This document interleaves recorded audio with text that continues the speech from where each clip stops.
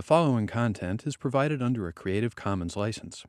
Your support will help MIT OpenCourseware continue to offer high-quality educational resources for free. To make a donation or view additional materials from hundreds of MIT courses, visit MIT OpenCourseware at ocw.mit.edu. So, if you remember, just before the break, as long ago as it was, we had looked at the problem of fitting curves to data. And the example we had seen is that it's often possible, in fact, usually possible, to find a good fit to old values. What we looked at is we looked at a small number of points. You took a high-degree polynomial. Sure enough, we got a great fit. The difficulty was a great fit to old values does not necessarily imply a good fit to new values.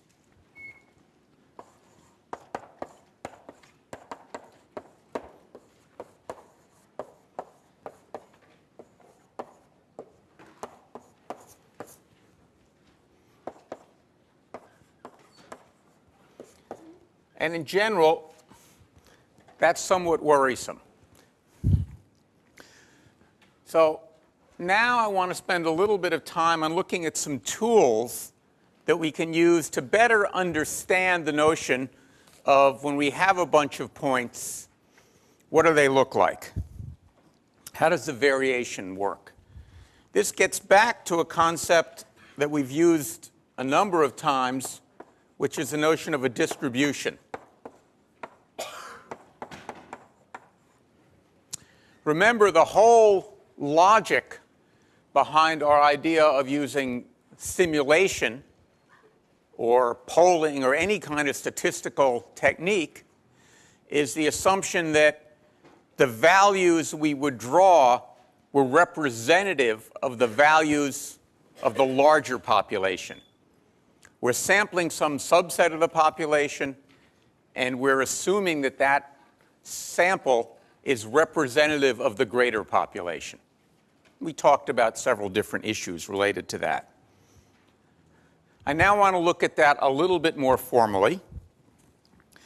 And we'll start with the very old problem of rolling dice.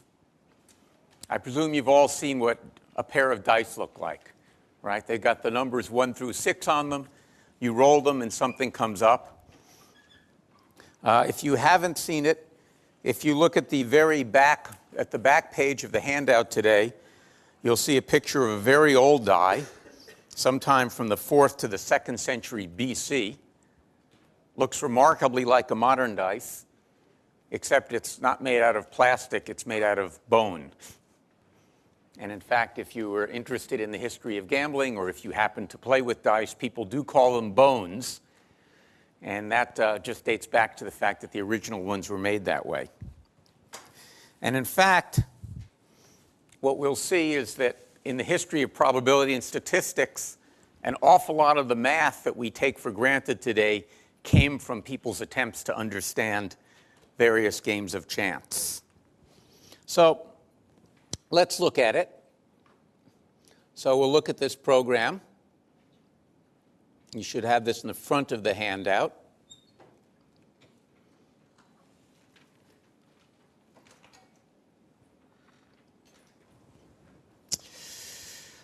So I'm going to start with a fair dice.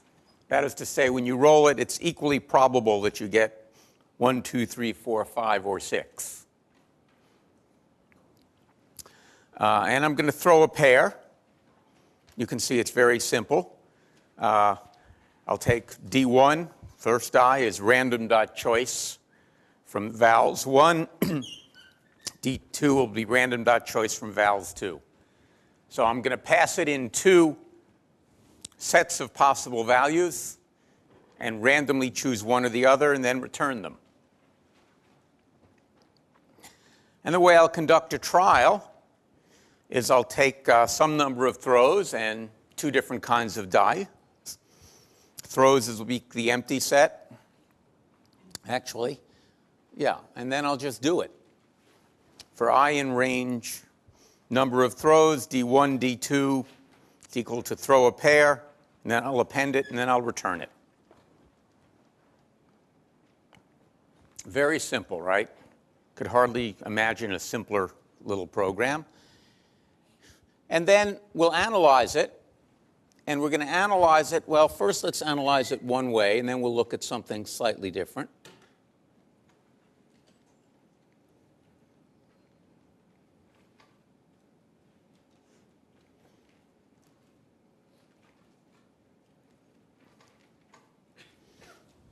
I'm going to conduct some number of trials with 2 fair die. Then I'm going to make a histogram. Since I happen to know that there are only 11 possible values, I'll make 11 bins. You may not have seen this locution here, pylab.xticks. That's telling it where to put the markers on the x-axis and what they should be. In this case, 2 through 12, and then I'll label it. So let's run this program.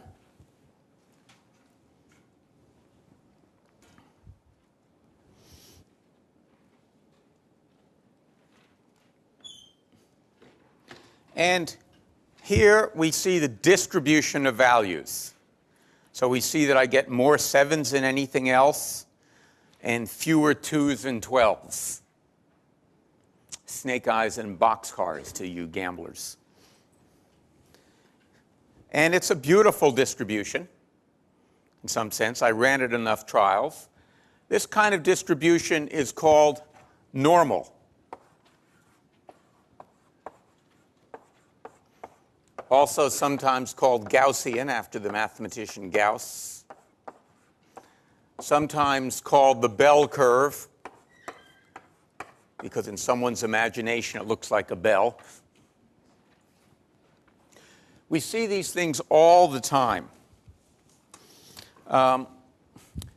They're called normal or sometimes even natural because it's probably the most commonly observed probability distribution in nature. First documented, though I'm sure not first seen, by De Moivre and Laplace in the 1700s. And then in the 1800s, Gauss used it to analyze astronomical data. And it got to be called, in that case, the Gaussian distribution. Where do we see it occur? We see it occur in all over the place. Well, certainly we see it throwing dice. We see it occur in things like the distribution of heights. If we were to take the height of all the students at MIT and plot the distribution, I would be astonished if it didn't look more or less like that. It would be a normal distribution. A lot of things in the same height. Now, presumably, we'd have to round off to the nearest millimeter or something. And a few really tall people and a few really short people. It's just astonishing in nature how often we look at these things. The graph looks exactly like that, or similar to that. The shape is roughly that. The normal distribution can be described, interestingly enough, with just 2 numbers, the mean and the standard deviation.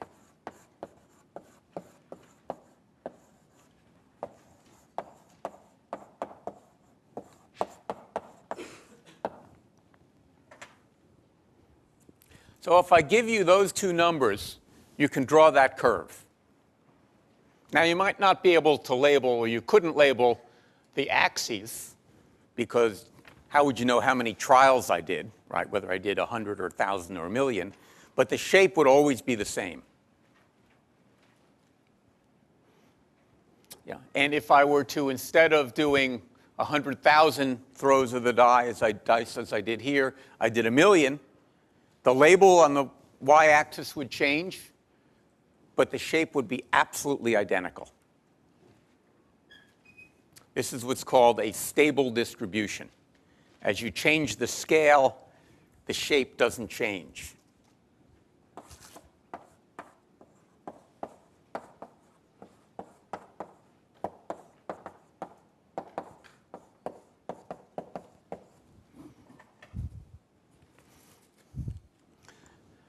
So the mean tells us where it's centered, and the standard deviation basically is a measure of statistical dispersion.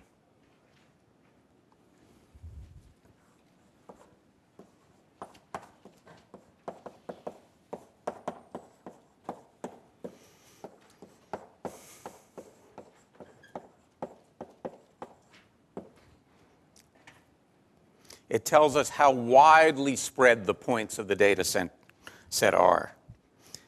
If many points are going to be very close to the mean, then the standard deviation is what? Big or small? Pardon? Small.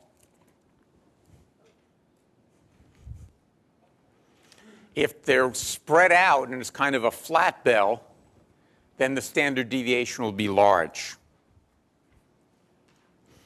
And I'm sure you've all seen standard deviations. We give exams and we say, here's the mean, here's the standard deviation. And the notion is that's trying to tell you what the average score was and how spread out they are. Now, as it happens, rarely do we have exams that actually fall on a bell curve like this. So in a way, don't be deceived by thinking that we're really giving you a good measure of the dispersion in the sense that we would get with the bell curve. So the standard deviation does have a formal value, usually written sigma. And it's the estimates of x squared, minus the estimates of x, and then I take all of this, the estimates of x, right, squared. So don't worry much about this, but what I'm basically doing is x is all of the values I have. And I can square each of the values. And then I subtract from that the sum of the values squaring that. What's more important than this formula for most uses is what people think of as the, why didn't I write it down? Uh-oh. This is interesting. There is some number, I see why. I did write it down. It just got printed on two-sided. Is the empirical rule.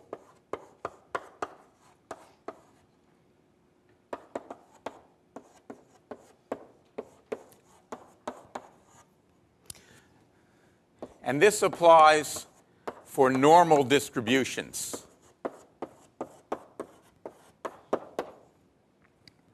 So anyone know how much of the data you should expect to fall within one standard deviation of the mean? 68. So 68% within one, 95% of the data falls within two. And almost all of the data within three. These values are approximations, by the way. So, this is really 95% falls within 1.96 standard deviations, not 2. But this gives you a sense of how spread out it is. And again, this applies only for a normal distribution. If you compute the standard deviation this way and apply it to something other than a normal distribution, there's no reason to expect that the empirical rule will hold.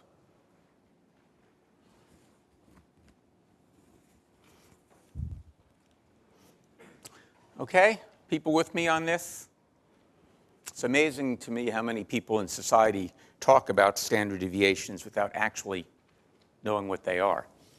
Now, there's another way to look at the same data, or almost the same data. Since it's a random experiment, it won't be exactly the same.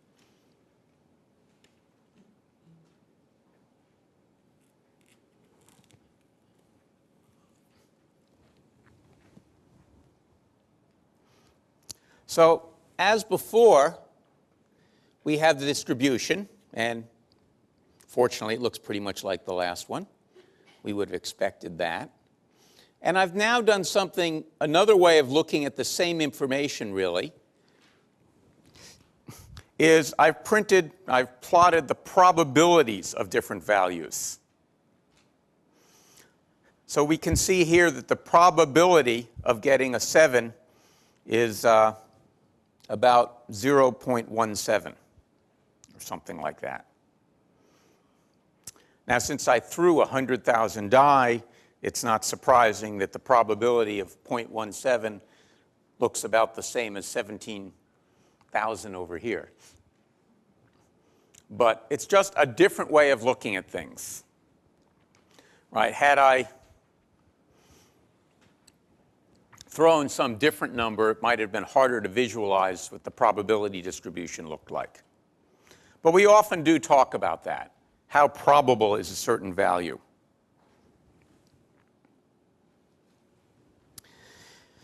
People who design games of chance, by the way, something I've been meaning to say. You'll notice down here there's this, when we want to save these things, there's this little icon that's a floppy disk to indicate store. And I thought maybe many of you had never seen a floppy disk. So I decided to bring one in. You've seen the icons. And probably by the time most of you any of you ever had a machine with a, quote, floppy drive? Did it actually flop the disk? No, they were pretty rigid. But the old floppy disks were really floppy. Hence, they got the name. And, it's kind of like a giant-sized version. And it's amazing how people will probably continue to talk about floppy disks as long as they talk about dialing a telephone. And probably none of you have ever actually dialed a phone, for that matter, just pushed buttons. But they used to have dials that you would twirl. Anyway, I just thought everyone should at least see a floppy disk once. This is, by the way, a very good way to get data security. There's probably no way in the world to read the information on this disk anymore. All right. As I said, people who design games of chance understand these probabilities very well. So I'm going to now look at, to show how we can understand these things in some other ways, a popular example, a game of dice. Has anyone here ever played the game called craps? Did you win or lose money? You won. All right. You beat the odds. Well, it's a very popular game, and I'm going to explain it to you. As you will see, this is not an endorsement of gambling, because one of the things you will notice is you are likely to lose money if you do this. So I don't do it. All right, so how does the game of craps work?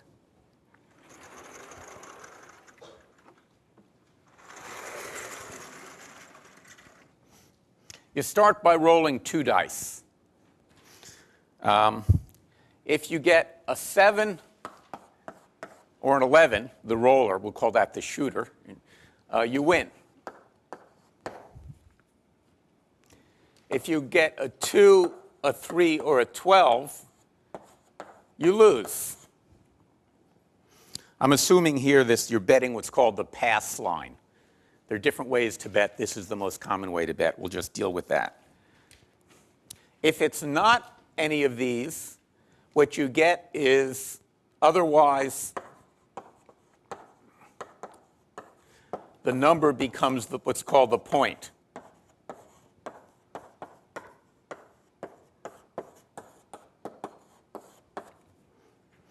Once you've got the point, you keep rolling the dice until one of 2 things happens. You get a 7, in which case you lose,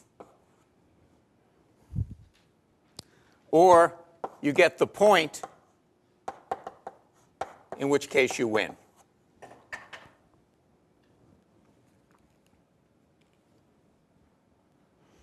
So it's a pretty simple game, very popular game. So I've implemented it. So one of the interesting things about this is if you try and actually figure out what the probabilities are using pencil and paper, you can, but it gets a little bit involved.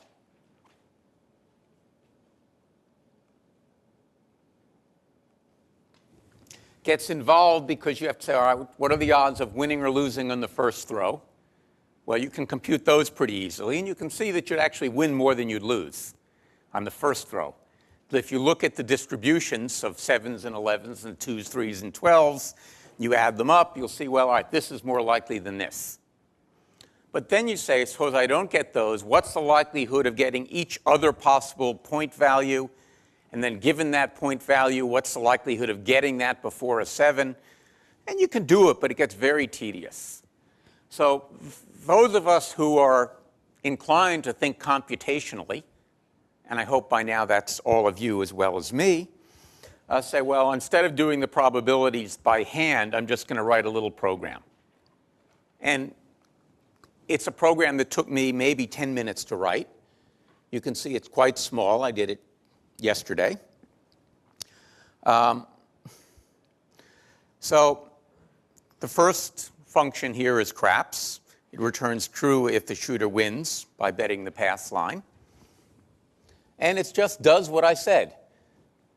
It rolls them. If the total is 7 or 11, it returns true. You win. If it's 2, 3, or 12, it returns false. You lose. Otherwise, the point becomes the total. And then while true, I'll just keep rolling until either if the total gets the point, I return true, or if the total is equal 7, I return false. And that's it. So essentially, I just took these rules, typed them down, and I had my game. And then I'll simulate it with some number of bets, keeping track of the numbers of wins and losses, just by incrementing one or the other, depending upon whether I return true or false. I'm going to, just to show what we do, print the numbers of wins and losses, and then compute how does the house do? Not the gambler, but the person who's running the game, the casino, or in other circumstances, other places. And then we'll see how that goes.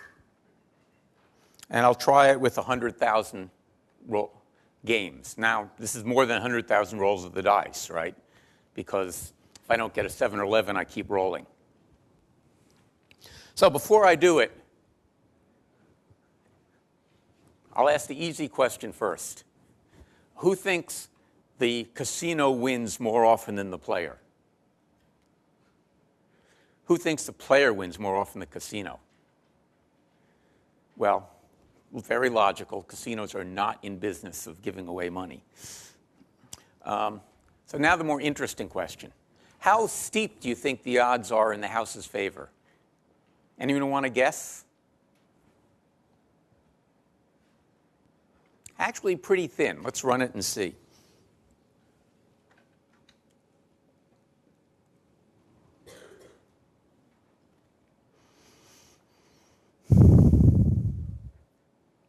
So what we see is the house wins 50, in this case, 50.424% of the time. Not a lot. On the other hand, if people bet 100,000, the house wins 848. Now, 100,000 is actually a small number.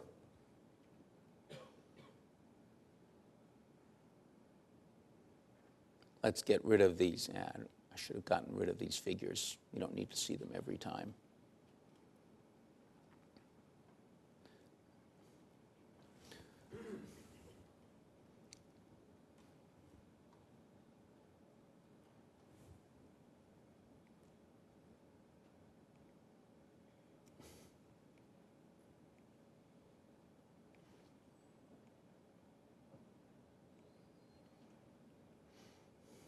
Keep one figure just for fun. Let's try it again.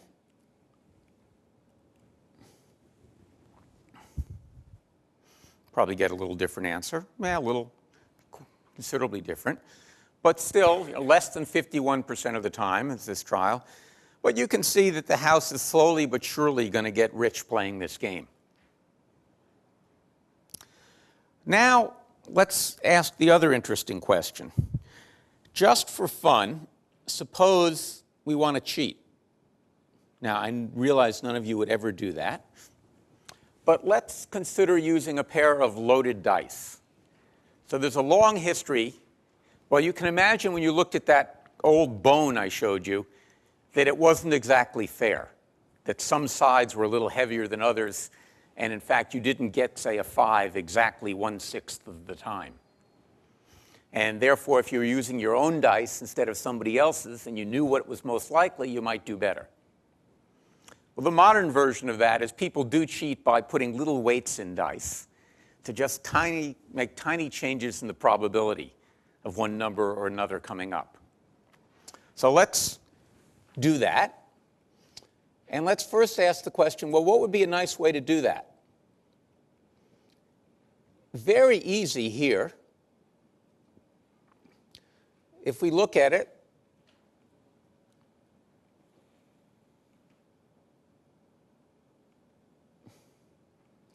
all I've done is I've changed the distribution of values. So instead of here being 1, 2, 3, 4, 5, and 6, it's 1, 2, 3, 4, 5, 5, and 6. I've snuck in an extra 5 on one of the two dice. So this has changed the odds of rolling a 5 from 1 in 6 to roughly 3 in 12. Now, 1/6, which is 2/12 versus 3/12, it's not a big difference. And you could imagine if you were sitting there watching it, you wouldn't notice that 5 was coming up a little bit more often than you expected normally. Close enough that you wouldn't notice it. But let's see what difference it makes. What difference do you think it will make here? First of all, is it going to be better or worse for the player? Who thinks better? Who thinks worse? Who thinks they haven't a clue? All right, we have an honest man. Where's Diogenes when we need him? The reward for honesty. Well, I could reward you and wake him up at the same time. It's good. All right. Well, let's see what happens.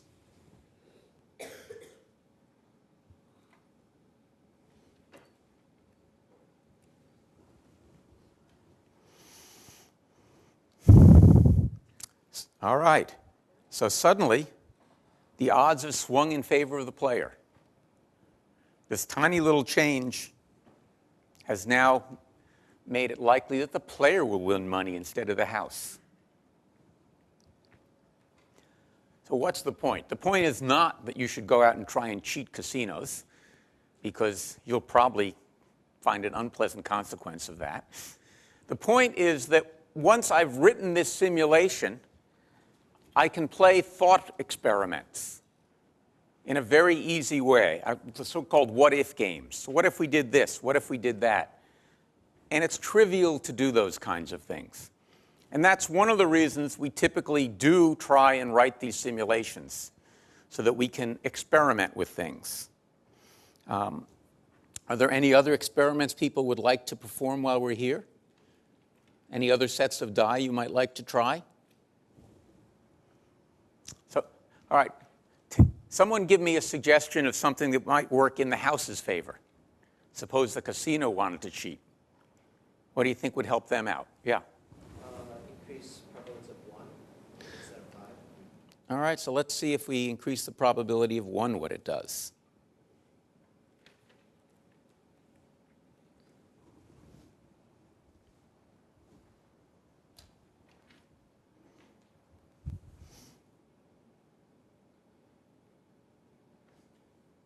Yep. Clearly helped the house out, didn't it? So that would be a good thing for the house. Again, 3 keystrokes and we get to try it. It's really a very nice kind of thing to be able to do. Okay. This works nicely. We'll get normal distributions, we can look at some things. There are two other kinds of distributions I want to talk about. We can get rid of this distraction.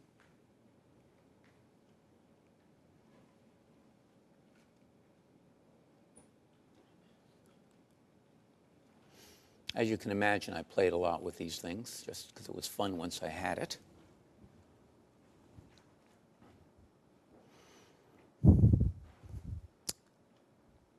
You have these on your handout. So the one on the upper right is the Gaussian or normal distribution we've been talking about. As I said earlier, quite common. We see it a lot. The upper left is what's called and these, by the way, all of these distributions are symmetric, just in this particular picture. How do you spell symmetric? 1 or 2 M's? I need help here. That right? Okay, thank you. And they're symmetric in the sense that if you take the mean, it looks the same on both sides of the mean.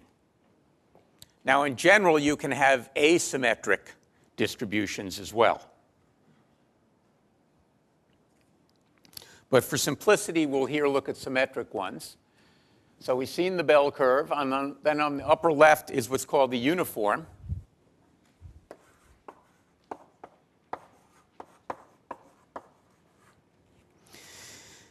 In a uniform distribution, each value in the range is equally likely.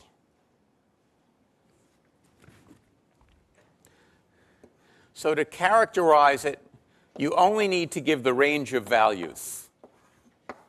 I say the values range from 0 to 100, and it tells me everything I know about the uniform distribution, that each value in that will occur the same number of times.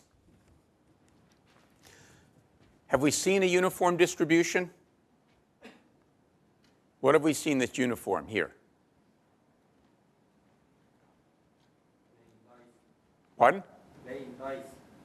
Playing dice. Exactly right. Each roll of the die was equally likely between 1 and 6. So we got a normal distribution when I summed them. But if I gave you the distribution of a single die, it would have been uniform, right? So there's an interesting lesson there. One die, the distribution was uniform, but when I summed them, I ended up getting a normal distribution.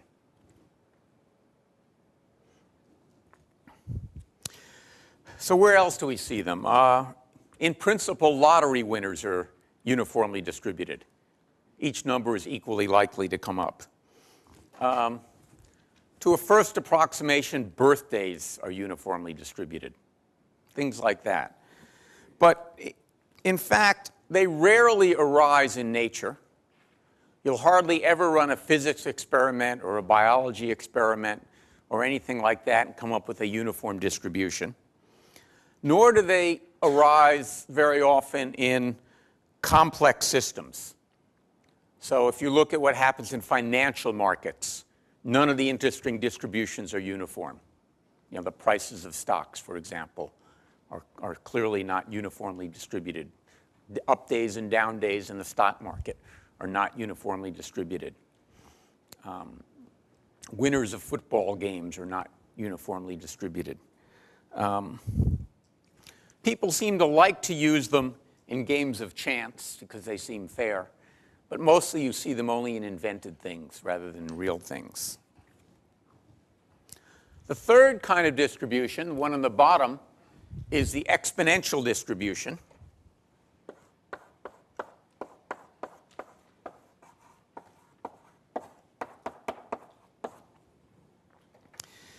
That's actually quite common in the real world.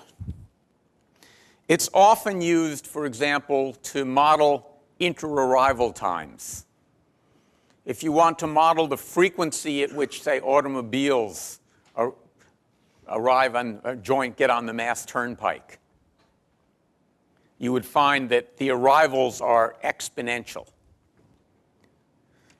What we see with an exponential is things fall off much more steeply around the mean than with the normal distribution.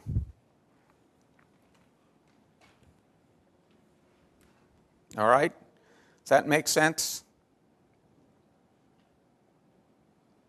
What else is exponentially distributed? Requests for web pages are often exponentially distributed. The amount of traffic at a website, how frequently they arrive.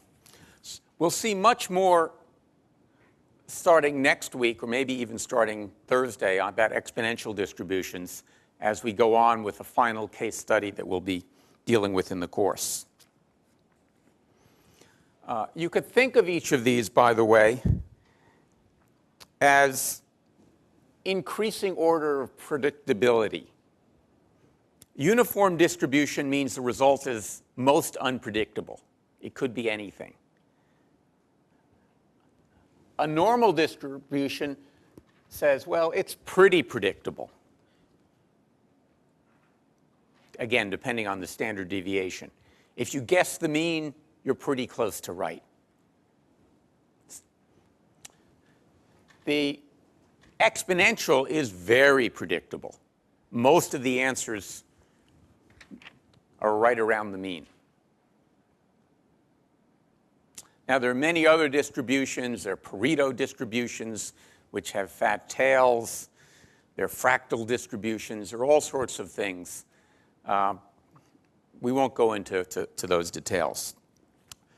Now, I hope you didn't find this short excursion into statistics either too boring or too confusing. The point was not to teach you statistics, probability. We have multiple courses to do that. But to give you some tools that would help improve your intuition in thinking about data.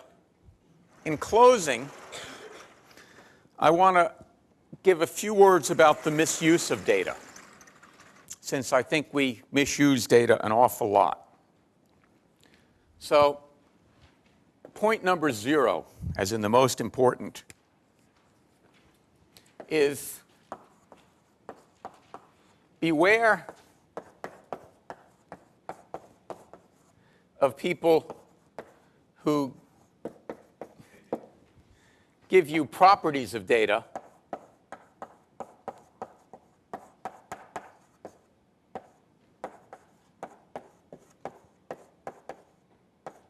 but not the data.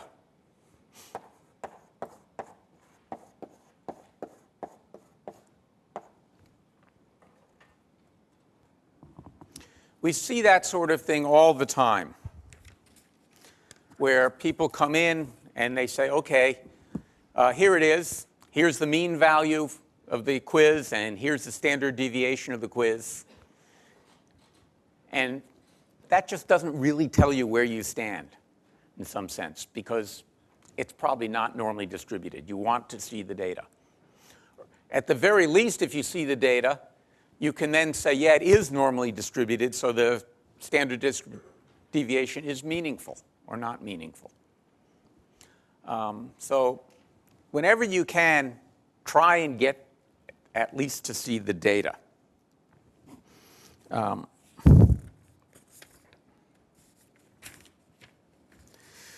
So that's 1, or 0. 1 is, well, all right. I'm going to test your Latin.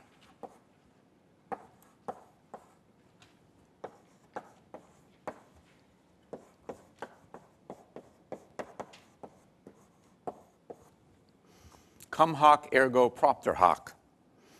All right? I need a Latin scholar to translate this. Did not one of you take Latin in high school? Ah, we have someone who did. Go ahead. I think it means with this, therefore, before. Exactly right. With this, therefore, because of this. I'm glad that at least one person has a classical education. I don't, by the way. Essentially, what this is telling us is that correlation does not imply causation.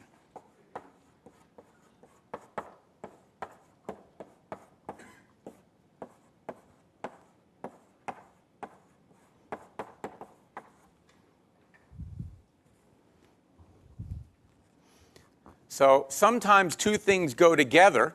They both go up, they both go down, and people jump to the conclusion that one causes the other, that there's a cause and effect relationship. That is just not true. It's what's called a logical fallacy. So we've seen some examples of this, and you can get into big trouble. So here's a very interesting one. There was a very widely reported epidemiological study. That's a medical study where you get statistics about large populations. And it showed that women who were taking hormone replacement therapy were found to have a lower incidence of coronary heart disease than women who didn't. This was a big study of a lot of women.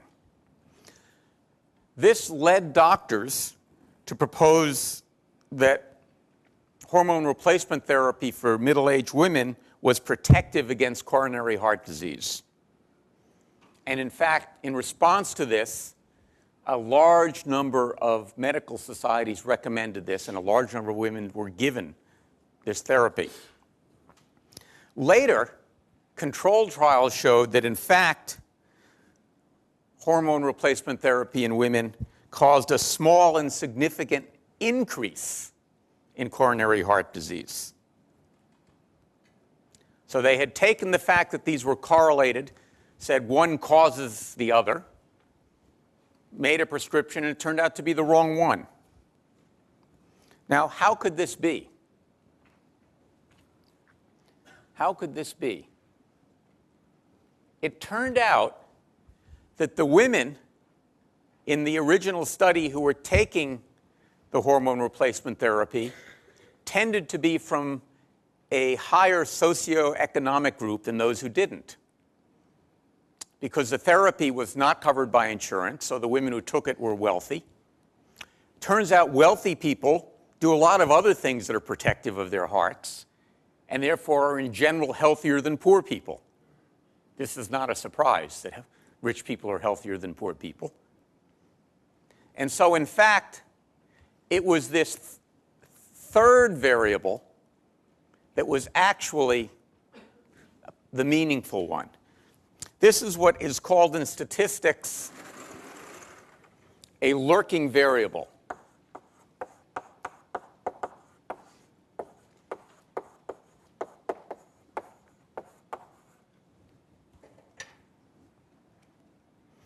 Both of the things they were looking at in the study, who took the therapy and who had heart disease, each of those was correlated with the lurking variable of socioeconomic position.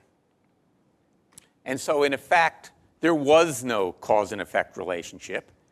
And once they did another study in which the lurking variable was controlled, and they looked at heart disease among rich women separately from poor women with this therapy, they discovered that therapy was not good. It was, in fact, harmful.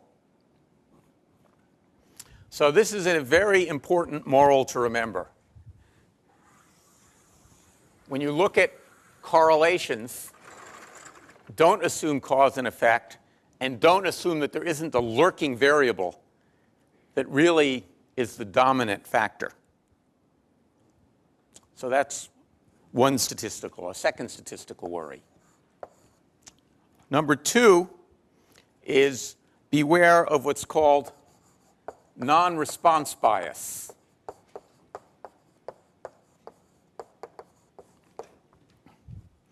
Which is another fancy way of saying non-representative samples.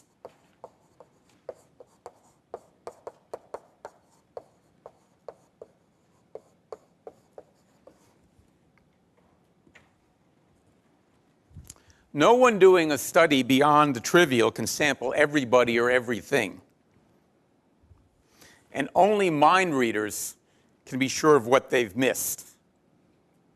Unless, of course, people choose to miss things on purpose, which you also sing. That brings me to my next anecdote. A former professor at the University of Nebraska, who later headed a group called the Family Research Institute, which some of you may have heard about, claimed that gay men have an average life expectancy of 43 years. And they did a study full of statistics showing that this was the case. And the key was they calculated the figure by checking gay newspapers for obituaries and news about stories of death. So they went through the gay newspapers, took the list of everybody whose obituary appeared, how old they were when they died, took the average and said it was 43. Then they did a bunch of statistics with all sorts of tests, showing how what the curves looked like, the distributions and the significance. All of the math was valid. The problem was it was a very unrepresentative sample. What was the most unrepresentative thing about it? Somebody? Not all deaths not all deaths have obituaries. Well, that's one thing. That's certainly true, but what else? Well, not all gay people are dead, right? So if you're looking at obituaries, you're in fact only getting, I'm sure that's what you were planning to say. I'm sorry. You're only getting the people who are dead. So it's clearly going to make the number look smaller, right? Furthermore, you're only getting the ones that were reported in newspapers. The newspapers are typically urban rather than out in rural areas. So it turns out it's also biased against gays who chose not to come out of the closet, and therefore they didn't appear in these. Lots of things with the problems. Believe it or not, this paper was published in a reputable journal, and someone checked all the math, but missed the fact that all of that was irrelevant because the sample was wrong.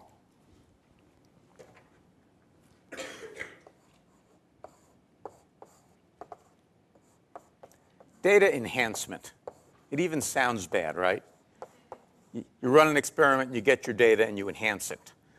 It's kind of like when you ran those physics experiments in high school and you got answers that you knew didn't match the theory, so you fudged the data. I know none of you would have ever done that, but some people have been known to do that. That's not actually what this means. What this means is reading more into the data than it actually implies. So well-meaning people are often the guiltiest here. So here's another one of my favorites. For example, there were people who tried to scare us into driving safely. Driving safely is a good thing. By tallying holiday deaths. So you'll read things like 400 killed on highways over a long weekend. It sounds really bad until you observe the fact that roughly 400 people are killed on any 3-day period. And in fact, it's no higher on the holiday weekends. I'll bet you all thought more people got killed on holiday weekends. Well, typically not. They just report how many died, but they don't tell you the context that, oh, by the way, take any 3-day period. So the moral there is you really want to place the data in context. Data taken out of context without comparison is usually meaningless. Another variant of this is extrapolation.